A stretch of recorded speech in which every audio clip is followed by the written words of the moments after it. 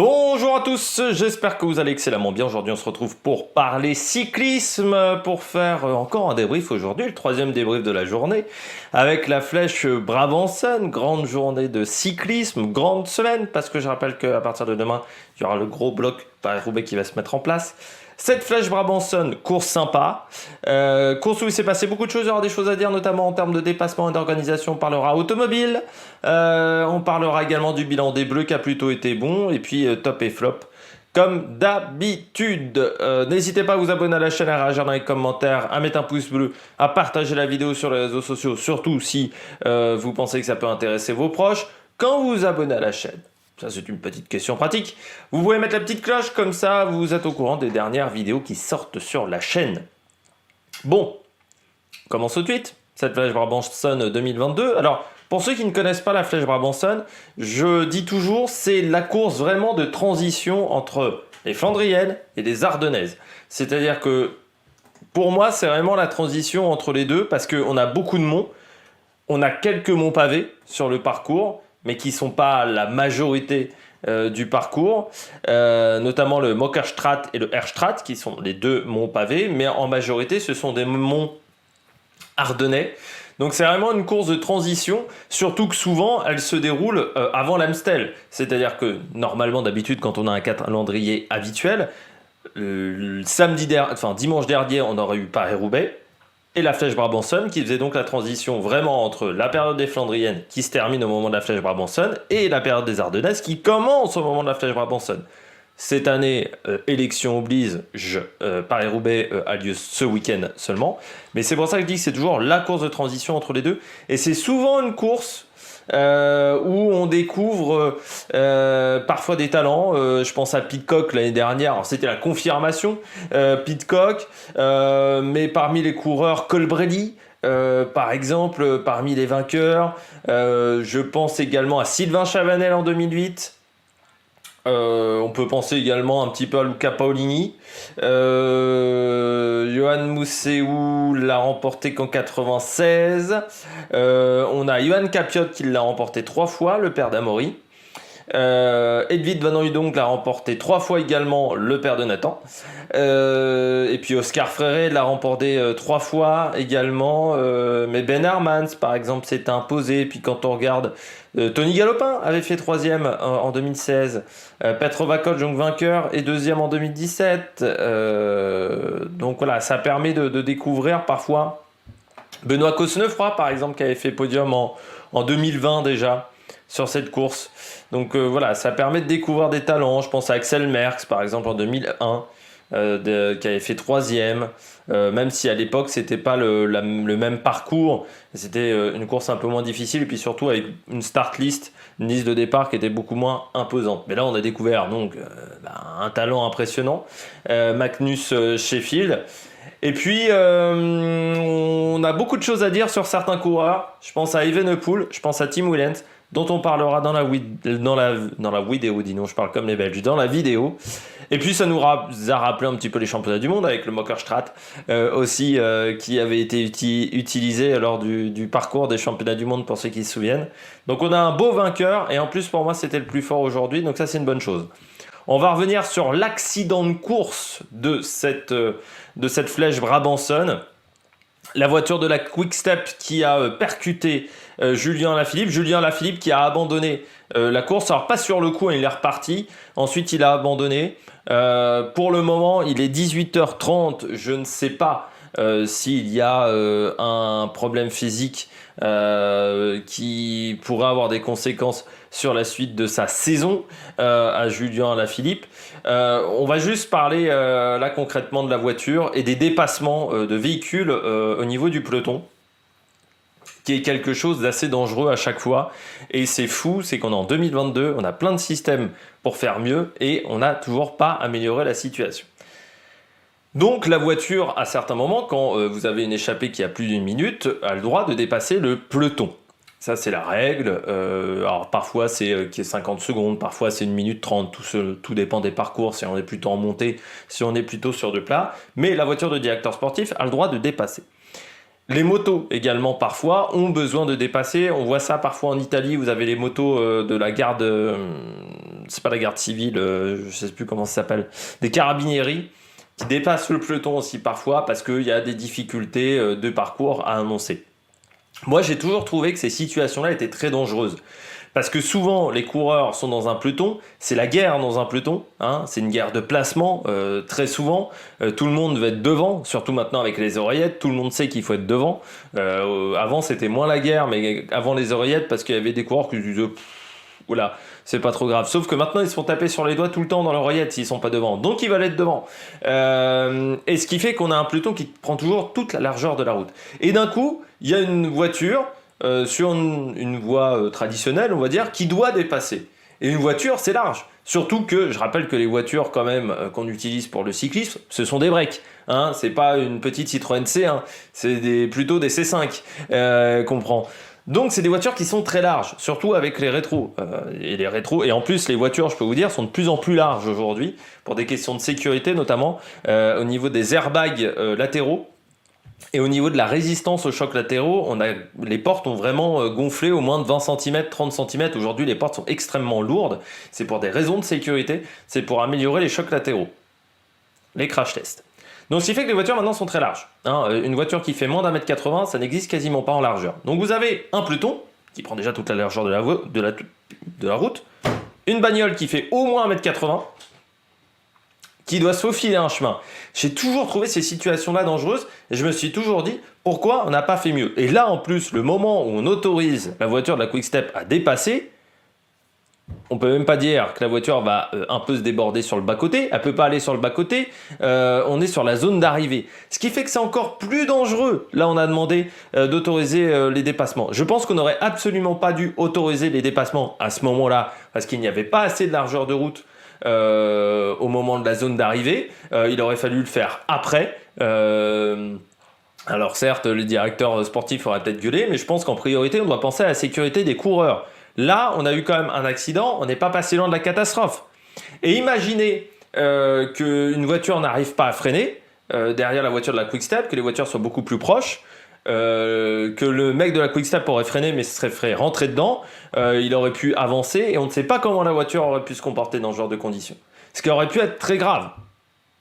Là, je dirais, on a déjà la Philippe, il y a un coureur de la Bora aussi, j'ai oublié son nom, qui a également été impliqué dans la chute. On va voir, ça a quand même peut-être des conséquences sur un des favoris pour les 2 prochaines courses, pour les deux Ardennaises. Donc il faut bien l'avoir en tête quand même, ce qui s'est passé aujourd'hui. Pour moi en plus, la zone était dangereuse. Deuxièmement, il n'y avait absolument pas d'intérêt à faire dépasser la voiture à ce moment-là. Pourquoi il n'y avait pas d'intérêt ? On est à 20 km de l'arrivée, à moins de 20 km de l'arrivée au moment, à 20 quasiment km de l'arrivée au moment où on demande à la voiture de dépasser. Ce qui fait qu'à ce moment-là, vous ne pouvez plus donner de bidon à vos coureurs. Or, c'est l'intérêt propre de la voiture, c'est donner des bidons ou changer les roues. Sauf que changer les roues dans le groupe de tête, par exemple, Evenepoel aurait crevé dans le Mokostrat. Très bien, bon, il crève. Le problème, c'est que le temps de changer la roue, la voiture de la Quick Step s'est retrouvée de nouveau derrière le peloton. Donc, en fait, il y avait... Et puis, il y a les voitures neutres, normalement, qui sont faites pour ça. Donc, il n'y avait absolument aucun intérêt à ce moment-là à faire dépasser les voitures pour les coureurs. Donc, c'est pour ça que j'ai trouvé ça stupide. Je pense aussi qu'on devrait trouver des solutions techniques. Il y a des solutions techniques qui pourraient être faisables. Pourquoi pas mettre une indication sonore dans l'oreillette de tous les coureurs ? Si on a mis des oreillettes pour les coureurs, c'est pas que pour la stratégie. On nous a vendu pendant des années les oreillettes comme un outil de sécurité. Profitons qu'on ait les oreillettes pour s'en servir comme un élément de sécurité.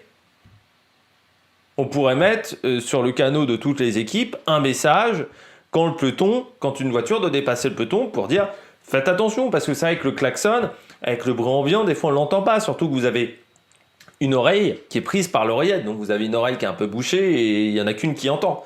Et avec le bruit ambiant, surtout que là c'était la zone d'arrivée, il se peut que des mecs n'aient pas entendu les coups de klaxon. Et dans ce cas-là, et je pense qu'en plus ils n'ont pas klaxonné, il me semble-t-il. Donc on pourrait trouver une solution, ou pourquoi pas mettre sur la voiture de la direction sportive un panneau lumineux qui affiche des messages. Voilà, par exemple, faites attention, on autorise les voitures à vous dépasser. Voilà, sur l'arrière de la voiture, comme on les flics quand vous devez les suivre sur l'autoroute, voilà, ils marquent attention, suivez-nous. On pourra avoir ça, par exemple, un panneau lumineux un petit peu au-dessus de la voiture pour indiquer aux coureurs, bah voilà, faites attention, pour mettre des messages. Je pense qu'aujourd'hui, on a des solutions techniques pour le faire. Regarde en Formule 1.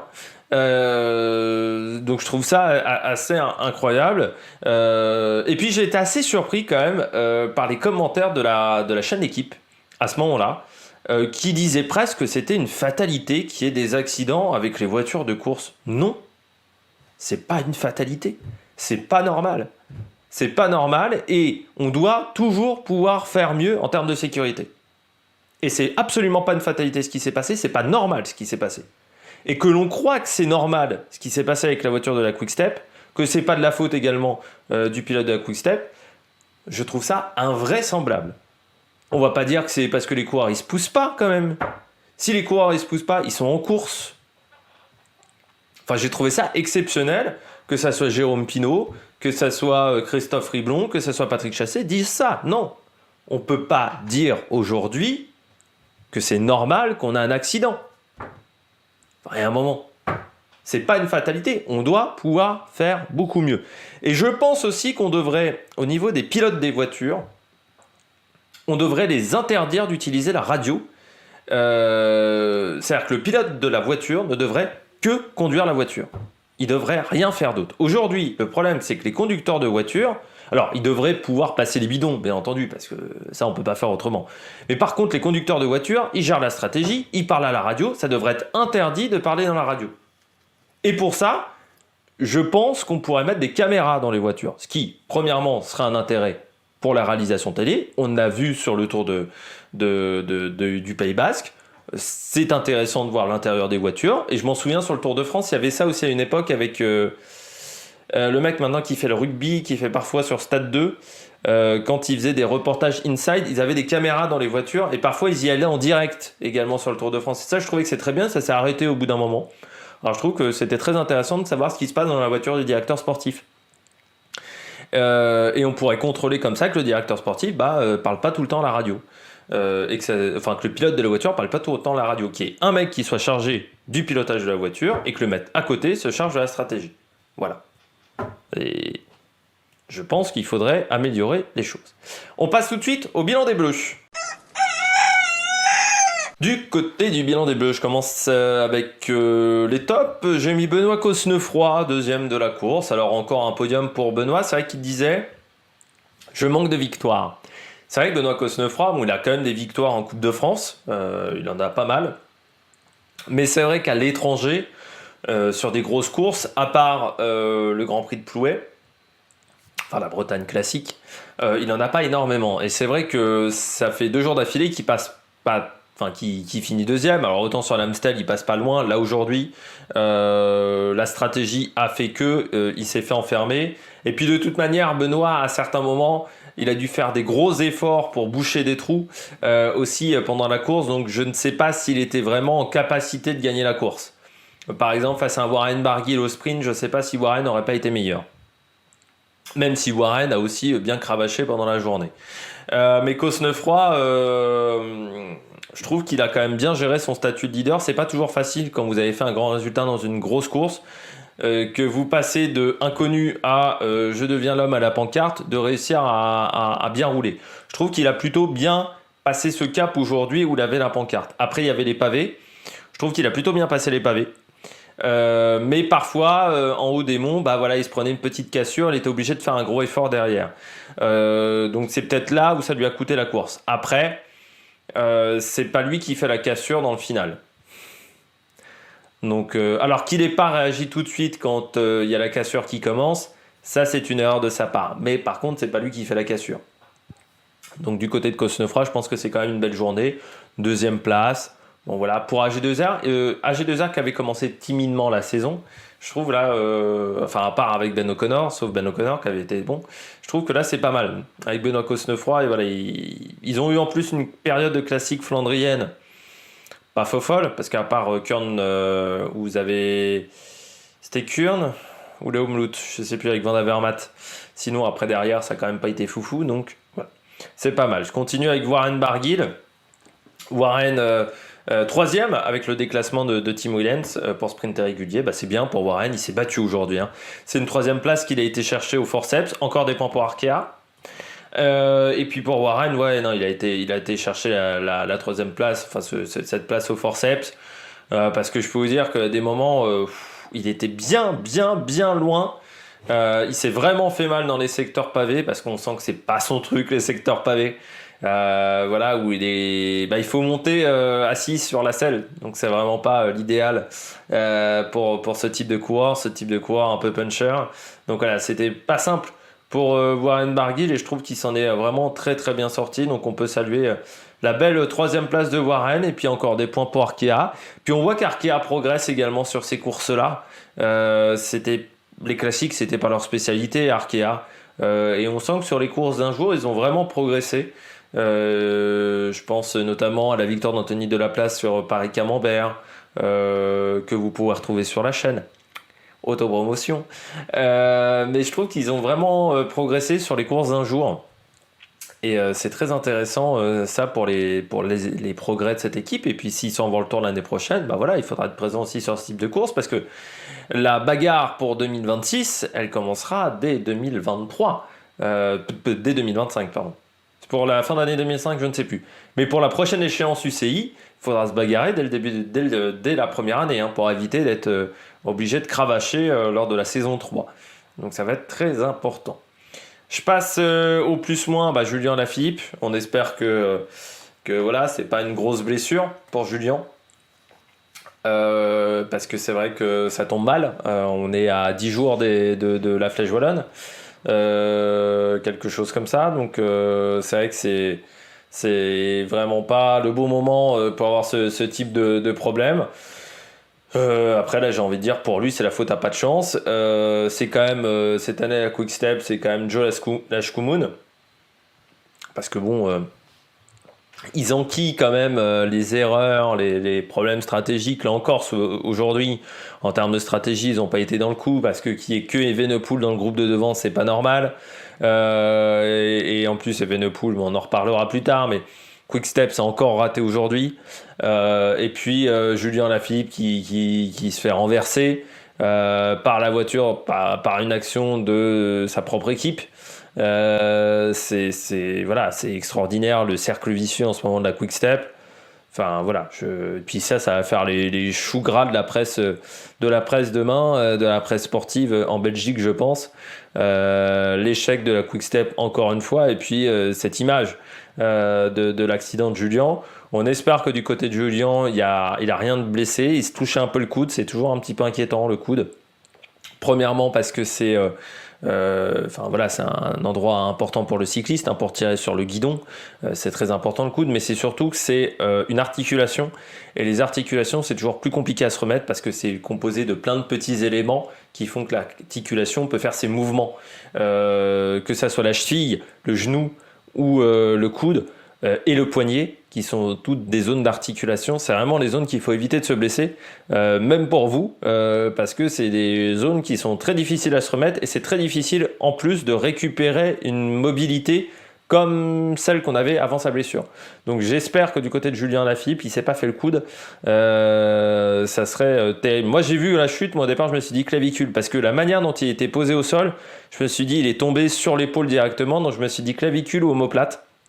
Je pense qu'il a eu le temps de mettre un peu ses bras en défense, mais ça n'a pas suffi pour pas se faire mal, je pense. Mais bon, on verra le bilan de santé de Julien Lafilippe. J'espère qu'il n'est pas trop grave. Et je termine avec Tony Galopin. Pourquoi j'ai mis Tony Galopin ? Pourquoi j'ai eu cette idée-là ? Eh bien, tout simplement parce que Tony Galopin, je vous en ai parlé, il a déjà fini une fois sur le podium de cette course. Et c'est vrai que Tony Galopin, à ses débuts, il était très bon sur les classiques.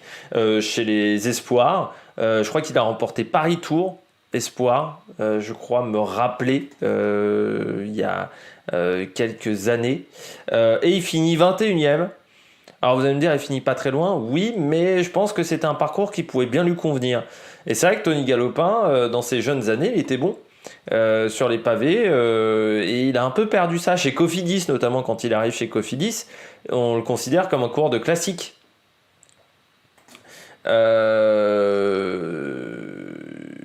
Parce que je crois que c'est 2010, ou Paris Tour, c'est 2011, où il est sur le podium. C'est peut-être après, je ne sais plus, mais il avait fait un Paris Tour Espoir, où il avait été très bon. Et puis quand vous regardez sa première année, tac tac, là on est en 2011, donc sa deuxième année chez Cofidis, bah vous le voyez, Châteauroux Classique de l'Indre, Tour du Limousin, où il avait été très bon, 4e du général. Donc c'était un mec qui était quand même plutôt destiné au classique. Et puis après, on l'a mis sur les grands tours, parfois, dans un rôle un peu différent. Alors que je trouve que c'est un coureur qui est performant également sur les classiques d'un jour. Donc c'est pour ça que voilà, j'ai mis un petit flop. Mais c'était pour rappeler que c'est un coureur qui a été performant dans ce type de course également. On passe tout de suite aux coureurs au top. Attaque de Marlou! Du côté des coureurs au top, je commence avec le vainqueur du jour. Il a 19 ans, il est américain, il s'appelle Magnus Sheffield. Qu'est-ce qu'il a été bon aujourd'hui, Sheffield? Mais il a été très très très très bon. Alors que pourtant la stratégie d'Ineos n'était pas parfaite dans le final, parce qu'on voyait les 3 coureurs tourner, il n'y en a aucun qui se sacrifiait, il n'y en a aucun qui attaquait. Donc je me disais, bon, j'espère qu'ils ne vont pas faire 4 parce que sinon, qu'ils vont pas faire 4, 5, 6 parce que sinon ils vont passer pour des cons. Et sinon ils auraient fini en flop. Mais il a été très très bon. Il a été très très bon. Et puis on peut avoir des inquiétudes chez Sheffield. Hein. Il est sur Paris-Roubaix. Vu comment il a été puissant sur les secteurs pavés aujourd'hui, je pense que c'est un coureur qui peut être vraiment bon sur Paris-Roubaix. Alors peut-être pas dès cette année, parce que Paris-Roubaix c'est une course de traduction, c'est une course où il faut avoir un peu d'expérience pour être performant sur cette course. Mais vu ce qu'il a montré physiquement aujourd'hui, je pense qu'il va falloir vraiment faire attention à Magnus Sheffield. Et puis, bon, bah, vous voulez savoir comment on part en facteur? Voilà, vous ne connaissez pas cette expression partir en facteur. Démonstration par Magnus Sheffield à 4 bornes de l'arrivée, parce que c'est une attaque de facteur. Voilà, il passe devant. Et puis après, alors normalement une attaque de facteur, c'est quand vous avez souvent un équipier derrière qui fait la cassure. Là, ça n'a même pas été le cas, c'est Tim Willems qui a fait la cassure. Donc en plus, quand vous avez des adversaires qui vous aident, alors là on ne peut pas faire mieux. Mais voilà, très bon Magnus Sheffield, et c'est un coureur vraiment qui a le gabarit pour être performant sur Paris-Roubaix. Et il fait quand même un gros début de saison. Et je trouve que l'année 2022, c'est la meilleure année de classique de Ineos. C'est la première fois où ils sont performants, à la fois ils ont été présents, notamment avec Van Poppel, quand même sur les... pas avec Van Poppel, avec... merde. C'est pas Van Poppel. Ah, je vais retrouver son nom. Le néerlandais. Mais Van Barle, voilà. Pas Van Poppel, c'est Van Barle. Ils ont été bons sur les classiques, même bon, Pidcock a quand même fait quelques places. Et puis là, bah, ils enchaînent, l'Amstel qui remporte, la Flèche Brabanson. C'est quand même une excellente période de classique, je trouve, pour Ineos. Alors que c'était pendant très longtemps quand même un secteur où ils ne misaient pas énormément dessus. Ils ont eu des très bons coureurs, notamment pour les Flandriennes, notamment sur les Ardennaises, mais c'était pas toujours leur intérêt. C'est-à-dire que même quand Wout Poels s'était imposé sur Liège, c'était un peu à la surprise générale qu'il s'était imposé sur une édition de Liège, qui est l'une des dernières éditions où on arrive en haut de la côte de Hans, et sous la neige, pour ceux qui s'en souviennent. Il avait fait un temps de chien. Kwiatkowski, bah, sur l'Amstel, c'était l'époque du grand Kwiatkowski aussi, où il était au-dessus du lot. Donc il n'avait pas forcément besoin d'une grosse équipe autour de lui. Alors que là, je trouve que premièrement, ils ont eu des très bons résultats, mais deuxièmement, ils ont eu un très gros collectif également sur ces courses-là. On les a beaucoup vus. Donc ça, c'est très intéressant. Et puis Coco Magnus Sheffield, première année chez les professionnels. 19 ans, vainqueur de la Flèche Brabanson. C'est pas mal quand même. Hein. Et puis je rappelle, vainqueur également d'une étape du Tour d'Andalousie, 17e du général. voilà, c'est des très très bons résultats pour ce jeune coureur américain. Et puis là, il a montré une puissance dans les pavés qui m'a vraiment impressionné. Je poursuis avec Michael Matthews. Je mis Michael Matthews. Il finit fort quand même, hein, il revient quasiment dans le groupe de devant, il finit 7ème. Matthews qui fait pas une mauvaise saison non plus. On l'a vu à Milan-San Remo, là encore il fait top 10.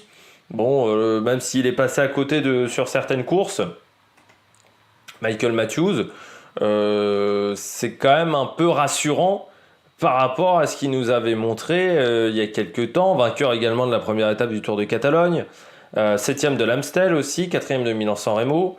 C'est quand même un peu rassurant parce que moi j'étais assez inquiet autour de Michael Matthews par rapport à l'année dernière chez Bike Exchange, par rapport à l'année d'avant chez Sunweb. Bon, il a encore des qualités. Voilà, Michael Matthews. Il a encore des qualités, c'est rassurant. Même si je pense qu'il est moins bon sprinter qu'à une époque. Mais ça n'a jamais été un pur sprinter non plus.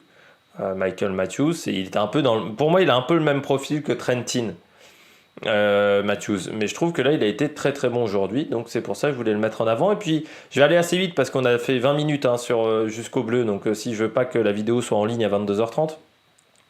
Et puis je termine avec Dylan Tuns.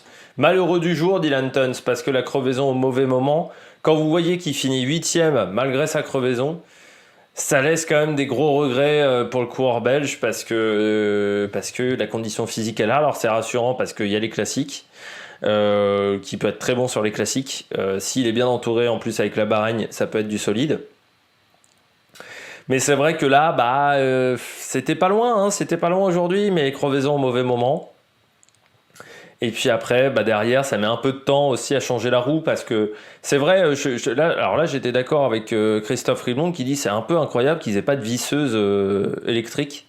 Alors peut-être que c'est pour des raisons techniques, pour le changement de roue, mais pourquoi ils n'ont pas des visseuses électriques du côté des équipes, du côté de Shimano, pourquoi ils dévissent encore à la main? Parce que c'est vrai que là ça a quand même pris du temps de dévisser à la main avec le frein à disque.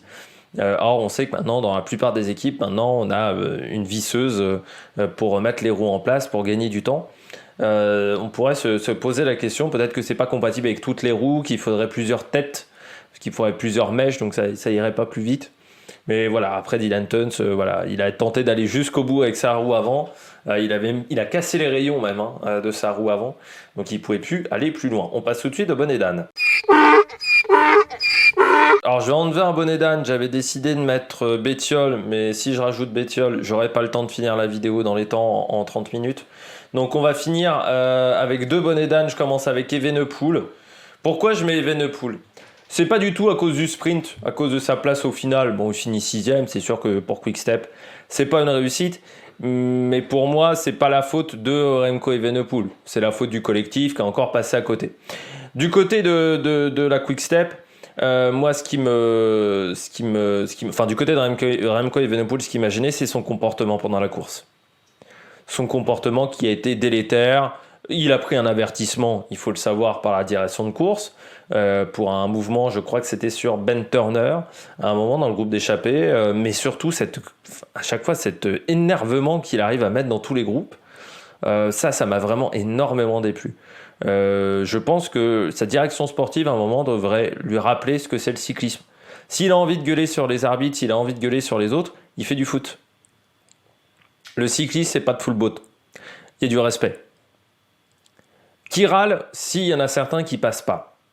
Déjà, je suis pas très fan de ça, parce que je trouve que on n'a pas besoin de s'engueuler non plus dans un peloton. Certains coureurs ont des raisons pour ne pas passer. Là, du côté de Ineos, c'était pas les deux leaders.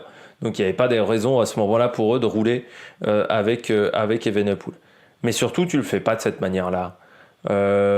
Et il s'énerve tout le temps. Je trouve que Evenepoel, par rapport à Pogačar, par rapport à d'autres jeunes coureurs, il avait le potentiel d'être pour moi peut-être le nouveau Eddy Merckx. Mais il aurait fallu qu'on lui donne le petit carnet de comment se comporter dans un peloton et comment être bon tactiquement. Et là aujourd'hui, ça a été les deux problèmes. Premièrement, son comportement a été détestable pendant toute la course. Deuxièmement, tactiquement, il a été à la rue. Quand sur un des secteurs pavés, vous avez la goulotte, il n'utilise pas la goulotte. il passe sur les pavés, forcément tu vas être dans la merde. Surtout qu'il avait la place pour prendre la goulotte. Quand dans un autre moment tu te retrouves en difficulté aussi et tu fais tu fais des conneries à un moment à attaquer tout le temps à contre-temps, là aussi c'est pas normal. Donc à un moment il faut aussi comprendre comment bien gérer tactiquement, et je trouve qu'il a été à la rue tactiquement. Et puis je termine avec Tim Willems. Premièrement, le sprint irrégulier, totalement de sa faute. J'espère qu'il sera réprimandé du côté de l'UCI parce que c'est pas la première fois qu'il fait ça dans un sprint, Tim Willems. À se déborder à gauche, à droite. Il y a un moment, il va falloir taper. Vraiment sévèrement. Parce qu'il y a des coureurs à qui on a tapé sévèrement. Alors des sprinters, Nasser Bouhanni, à qui on a tapé sur les doigts beaucoup plus sévèrement. Pour peut-être des sprints beaucoup moins irréguliers que celui-là. Là, c'est du n'importe quoi. Le sprint de Tim Willems. Donc il y a un moment, il va falloir sévir aussi au niveau des sprints irréguliers comme celui-là. Parce que là, ça a été hyper dangereux. Il a du pot, Remco Evenepoel a réussi à tenir sur son vélo parce que c'était hyper dangereux ce qu'il a fait. Deuxièmement, pourquoi il fait la cassure derrière Sheffield ? Enfin, c'est extraordinaire. C'est extraordinaire. On a 4 bornes de l'arrivée. C'est lui qui donne la victoire à Sheffield, pour moi. On a 4 bornes de l'arrivée. Pourquoi, à ce moment-là, il décide de créer la cassure ? Enfin, il savait bien qu'il y avait 2 Ineos derrière. Il ne fallait pas qu'il y ait un Ineos parte parce que sinon, ça allait s'enterrer. Pourquoi il fait la cassure ? Alors, bien fait pour lui, parce qu'en plus, avec son sprint irrégulier, Tim Willems finit 9e, alors qu'il aurait pu finir top 5. Il aurait fallu réfléchir. C'est dommage en plus, parce que c'est pas comme si la Lotto courait après des points UCI. 5e, c'est 85 points. 9e, c'est 40 points UCI. 45 points de perdus sur une erreur stratégique et une erreur de comportement. Ça fait beaucoup dans une journée, je trouve, quand même, du côté de Tim Willems. J'espère que vous avez aimé cette vidéo. Si vous avez aimé cette vidéo, n'hésitez pas à vous abonner à la chaîne, n'hésitez pas à réagir dans les commentaires, à mettre un pouce bleu. Et puis nous, on se retrouve donc pour Paris-Roubaix. On se retrouve encore cette semaine pour la fin du Tour de Sicilia, le Tour de Sicile, jusqu'à la fin de semaine. Allez, ciao ciao sur l'Amérique Production.